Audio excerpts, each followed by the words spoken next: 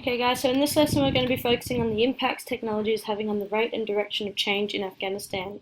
So note that access to technology is a big factor when considering the rate of change, and the way in which technology, mostly social media, is being used is a determinant on the direction of the change. So technology is only gradually increasing. So mobile coverage is approximately 90% of the country, and only about 33% have access to reliable 24-hour electricity. This means that even those with phones cannot keep them constantly charged, so that definitely plays a factor. Only approximately 7% have access to internet at home, and that means using their computers. And approximately 75% of the population live in rural areas, and approximately 70% live below the poverty line. And this all means that access to technology is fairly limited nationally. However, those that do have access to technology, so like phones, internet, computers, social media, can yield significant influence and bring about change. So even though we have very limited internet and technology in Afghanistan, the ones that can access it can kind of spur on change for everyone and not just those that have access to the internet. So groups like RAWA, which are the Revolutionary Association of the Women of Afghanistan, have a website covering women's issues in Afghanistan, both in English and Pashtun. I'm going to show you what their website looks like. So this is RAWA's website page. You can see that there are different issues that they're covering, and it's obviously both in Pashtun and in English, and it's fairly current information. So if you wanted to kind of get a feel for what are the issues facing women in Afghanistan, as well as the things that RAWA are covering, definitely take a look at their website. But yes, this is just a bit of an example of the things that they do, the things that they cover. And you can also see like their social activities, their things that they're concerned about for women, movie clips. So it's a really good website to have a look at. So this is giving the RAWA's cover of women issues in Afghanistan is giving them a global platform, especially because it's in English, which is also alerting persons both nationally and globally to the conditions and circumstances of Afghan women. So NGOs' presence has increased in Afghanistan since the ousting of the Taliban, which is leading to groups like Skateistan being established. Skateistan is a pretty cool group. They were Australian and they've gone over to Afghanistan. They're providing girls with an education as well as teaching them how to skate, as they're not allowed to ride bikes. So I'm just going to show you a quick video of some of the things that Skateistan are doing in Afghanistan.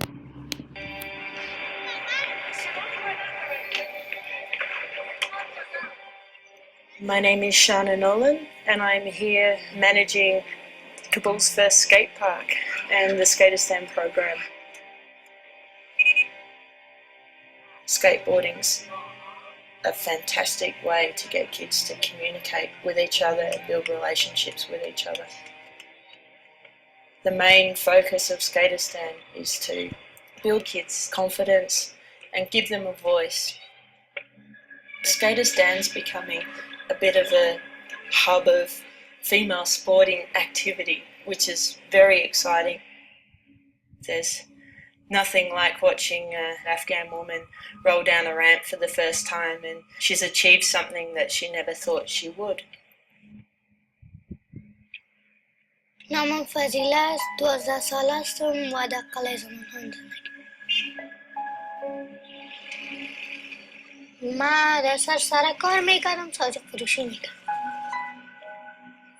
زندگی خوب تیر میشه، از ما خوب تیر نمیشه، به خاطر که ما بسیار غریب هستیم و نمیتوانیم که در خانه تو یک چیز بخوریم. وقتی که اسکیتستان میام برم هر چیز میتم، احساس خوشی میتم.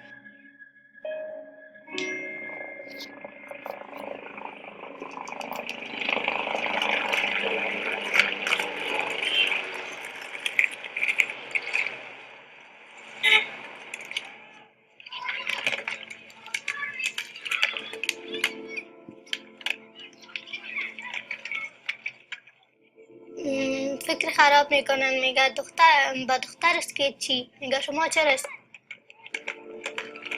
فامیلم کدام رضایت دارن، میگه برو اسکیت کو. یک پدرم میگه که اسکیت نکو. وقتی که ما در پیش سرک یا در جای بسیار خوب اسکیت میکنیم. مردم های دیگه فکر میکنن که با دختر اسکیتی. من بسیار اسکیت خوش دارم، علاقمند نشستم. من دقسی و کلانه نیستم که هر گپ بگویم.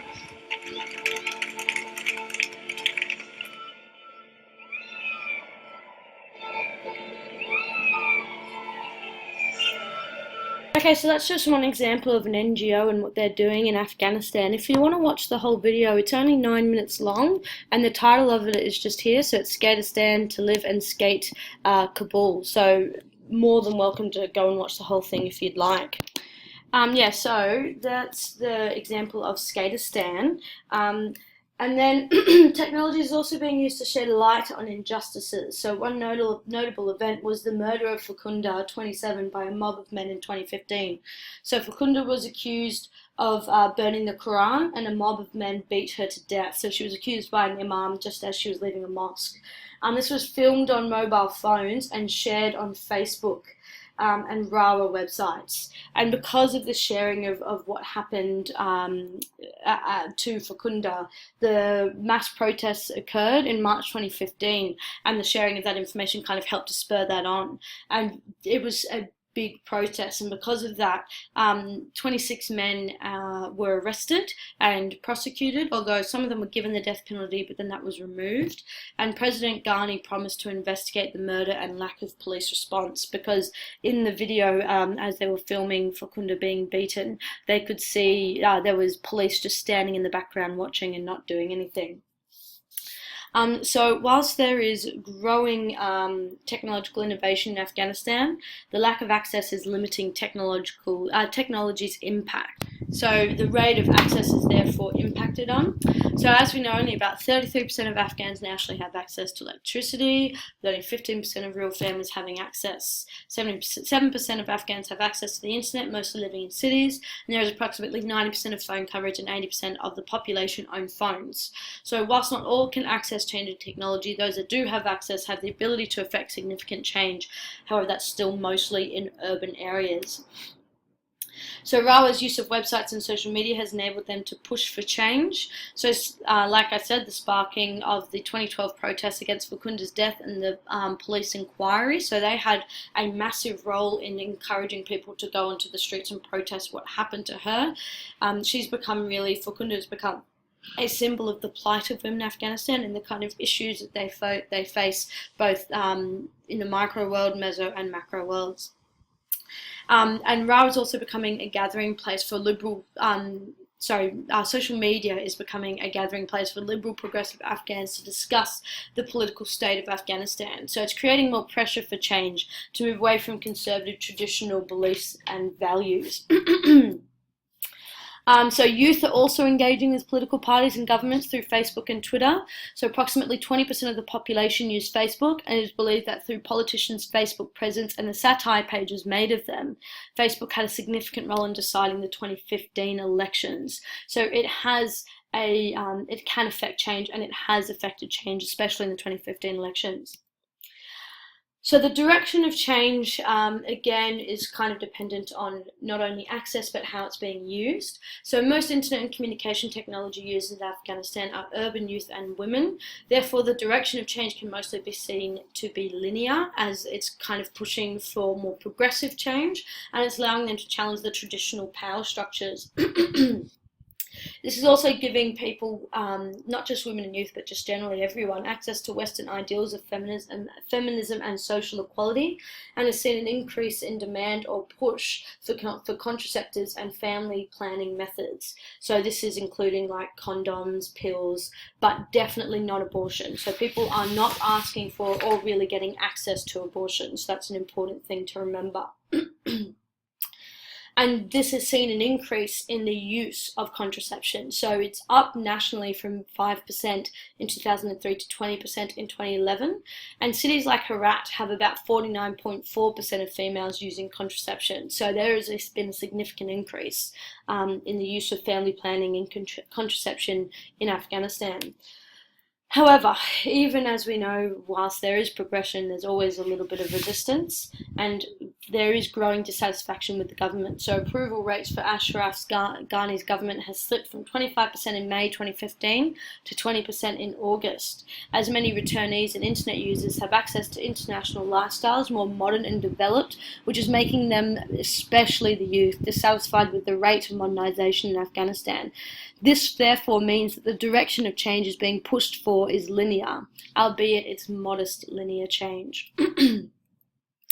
So, however, whilst Facebook is being used to share liberal progressive ideals, which is helping affect that linear direction of change, there is also many pages dedicated to challenging the increase to female rights, and these pages also out and shame many female activists. And as we know, your family name is extremely important to Afghanistan, so naming and shaming any Afghan person involved in activism is quite impactful.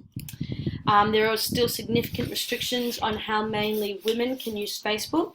So it's only 37.8% of Afghan women post photos on their site, and that's 37.8% of females using Facebook, which is compared to 75.8% of men. And many women also use fake names to avoid repudiation from family members. So women have said that they don't like to post photos of themselves because they don't want to not only be known by people that they potentially don't want them to see using Facebook, but also because they're concerned that they'll get in trouble for sharing photos of themselves with mostly male friends. And this is obviously restricting their connections and engagement with other persons and social movements because they don't have their real identities on Facebook. Additionally, there is the exiting of the exiting of the coalition forces and the increasing use of social media platforms by Taliban and ISIS. So the coalition forces, so that's the US, Australia, and UK, they left Afghanistan last year, and from 2015 to 2016. And since then, ISIS and Taliban have increased in Afghanistan. So the exiting of those forces has actually had an impact on how stable the country is. And as we know, there are increasing attacks on girls' schools and modern Western institutions like women's safe homes. So all of these combined together could suggest that the direction of change could arguably also be seen to be more conservative, which is therefore making the direction to seem more cyclical. So, with all of this kind of put together, you would say with the linear changes that are being pushed by Afghan women and youth, but the conservative backlash against those changes, which is causing cyclical change or direction of change, putting this together, you could say that the overall direction of change would be dialectical. So, yeah. And that's combining the two together. So clear evidence of conservative groups pushing for greater continuities and relinquishing changes like female education and rights. And this is mostly on the micro and meso level. However, we've got slow progressive linear changes that are being brought on by the government and other activist groups like RAWA, so on the macro level, and over time is a clear linear direction change. So together it's dialectical.